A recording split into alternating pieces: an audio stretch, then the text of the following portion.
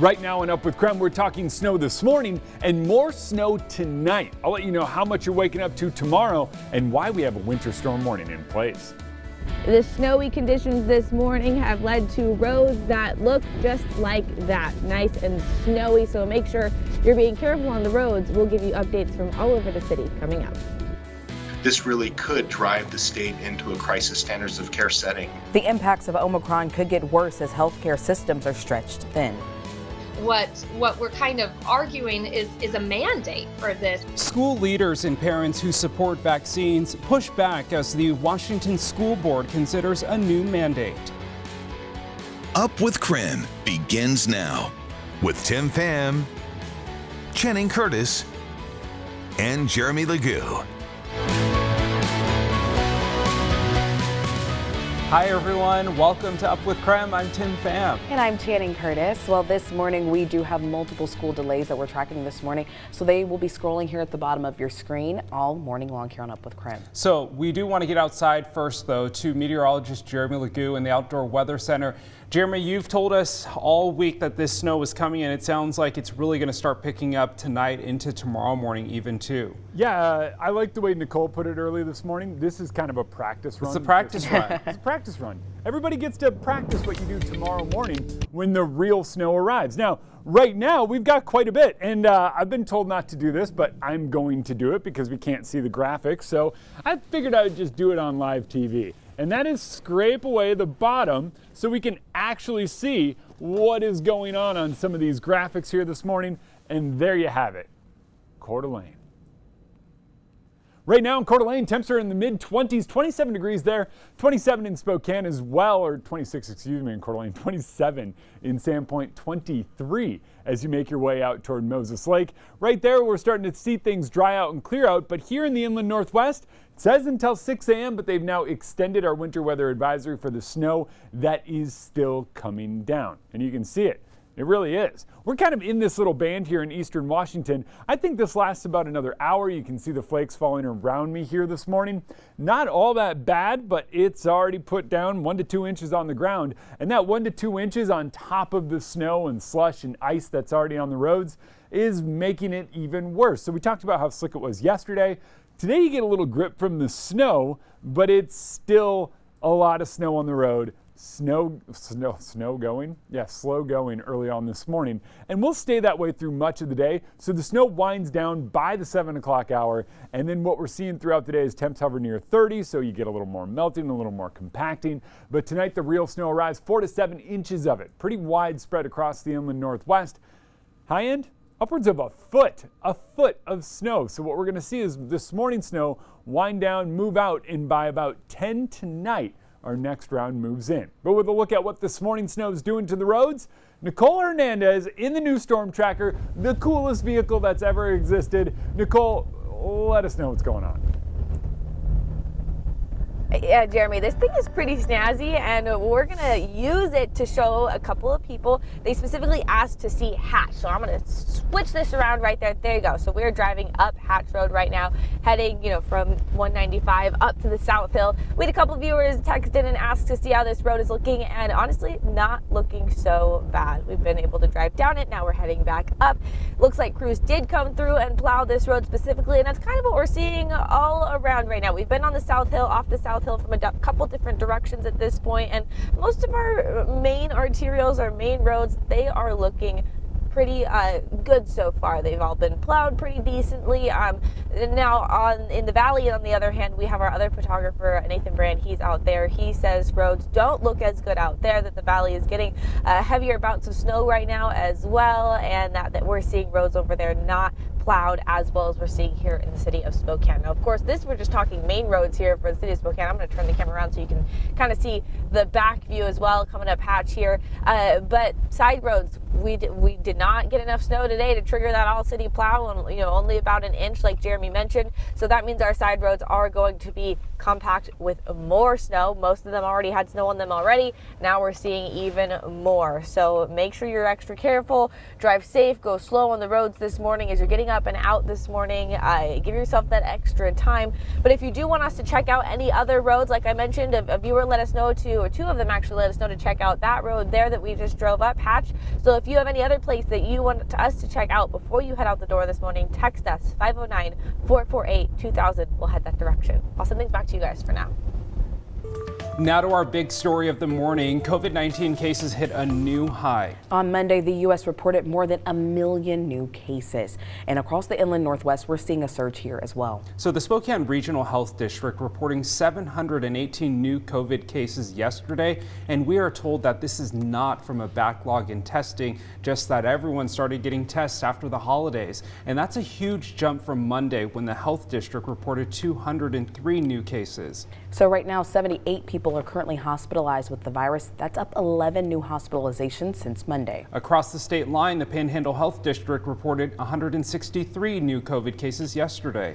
80 people are hospitalized with the virus. That's up 19 from Monday. Now, Providence's chief medical officer gave a warning about the impact Omicron could have locally. So he talked about how the surge in cases could lead to increased hospitalizations. They are also experiencing more healthcare workers getting sick with COVID or being exposed and having to be tested before returning to work. So this is compounding the staffing issues hospitals are already facing as they continue to treat high numbers of not just COVID patients, but also people who are sick with other illnesses. Dr. Getz warned of severe consequences if the staffing crisis gets worse and hospitalization numbers just get too high. You just can't deliver care to everybody. And we're already at a point now where staffing is incredibly challenging. And if we see lots of ill calls and a high volume of patients, this really could drive the state into a crisis standards of care setting.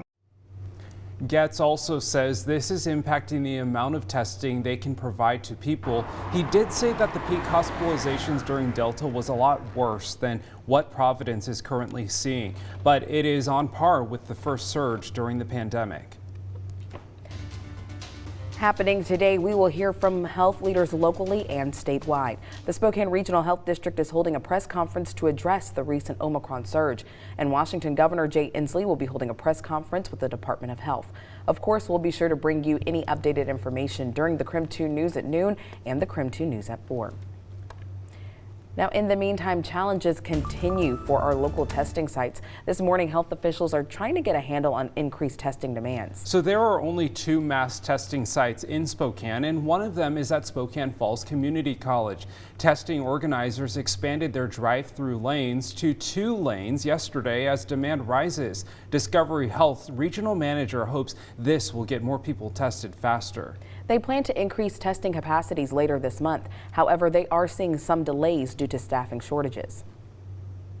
Been working to try to keep up with volume. It's definitely taking a toll.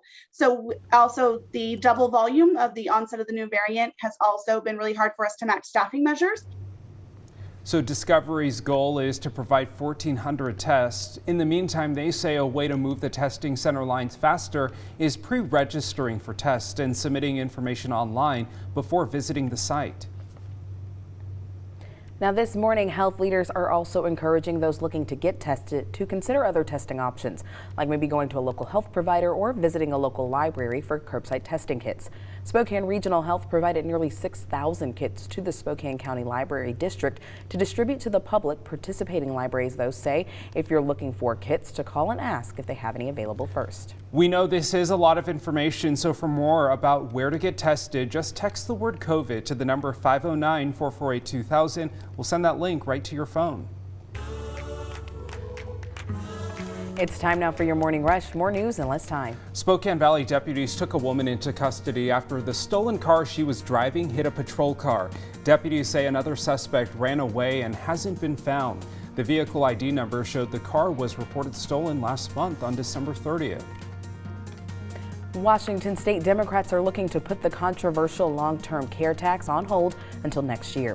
Deductions from paychecks were set to begin this month. This week, Democratic House lawmakers pre-filed legislation to delay the tax until July of next year. Under this legislation, any premium collected before then would be refunded by the state within 120 days. A Washington state lawmaker is proposing a first-of-its-kind alert for missing Indigenous people. State Representative Deborah Lakonoff plans to introduce a bill to create an early alert system to help identify missing Indigenous people. I have relatives, I have peers around me, and our whole job is to cry out for help, to bring awareness, because there are systems and jurisdictional barriers in place that make it extremely difficult to search for Indigenous women when they go missing. According to the Urban Indian Health Institute, the greater Seattle area has one of the highest numbers of cases of missing or murdered Indigenous people. So we have a clear majority. Congratulations, Councilmember Haley, you are the new mayor. The city of Spokane Valley has elected a new mayor. Now, in the valley, voters elect council members, and then those members vote on the mayor and deputy mayor. The council selected Pam Haley as their new mayor. She replaces Ben Wick, who remains on the city council. Haley has served on the city council for 6 years and is a small business owner. Rod Higgins was chosen to serve as deputy mayor. That's your Morning Rush. With new changes to the CDC's COVID-19 quarantining policy, we'll verify if you're still contagious after the 5-day quarantine. Changes in COVID means changes in how it affects us. A look at a new symptom that seems to be specific to Omicron. And the one thing you need to know about weather. Sure, we're waking up to snow this morning, but the real snow, that arrives tonight. In fact, we have a winter storm warning for 4 to 7 inches of snow here in Spokane by tomorrow morning. It's time for your wake-up call. This morning, we want to know if your office is asking you to work from home again. Do you like working from home? Do you not? Use the hashtag #UpWithKREM on social media or text us 509-448-2000. Channing tweeted in a photo of her setup from when she worked in Texas. Doesn't look like she wants to do that setup again. Hard no. So let us know. Do you like working from home? Others tweeted in a fun picture of a construction tractor and was like, yeah, can't work from home, buddy. Let us know what you think. But first, here is a live look outside. We want to say good morning to all of our viewers in Millwood and, of course, all over the inland Northwest on this snowy Wednesday. Hey, guys, it's Wednesday. You got this. We're almost done with the work week. It's a great day. We're practically there. Let us know where you're watching from this morning and go ahead, pour up another cup of coffee, relax a little bit, and join us for more Up with KREM.